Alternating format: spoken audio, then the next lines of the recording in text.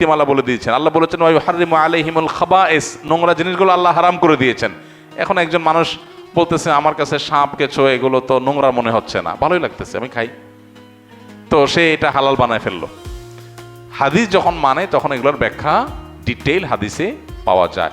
অনেকেই আছে যে হারাম কাজ করার জন্য এটাকে একটা শর্টকাট রাস্তা বের করেছে। অনেক নাস্তিকদের একান্ত ঘরোয়া আলাপ নানাভাবে আল্লাহর কুদরতে আমাদের সামনে চলে আসছে, তাদের অসতর্কতা বশত বা যেভাবেই হোক সেগুলো আমাদের কাছে চলে আসছে।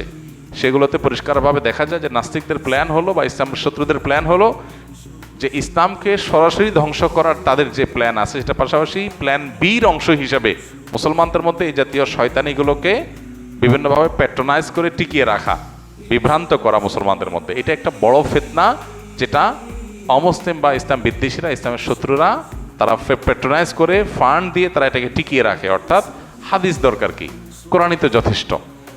মূলত হাদিস কোরআন কোত্থেকে পাইছি আমরা? কোরআন নবী সাল্লাল্লাহু আলাইহি সাল্লাম থেকে, সাহাবা একরাম থেকে যে পাইপলাইন দিয়ে বা যে রুট দিয়ে কোরআন আসছে, হাদিস একই রুট দিয়ে আসছে।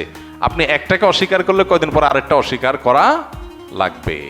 হাদিস সংরক্ষণের ইতিহাস সম্পর্কে যারা জানে না তারা এটা নিয়ে সন্দেহ করতে পারে। সংরক্ষণের ইতিহাস জানলে হাদিস, বিশুদ্ধ হাদিস গ্রহণ করার ক্ষেত্রে কারোর ন্যূনতম সন্দেহ আসার সুযোগ থাকবে না।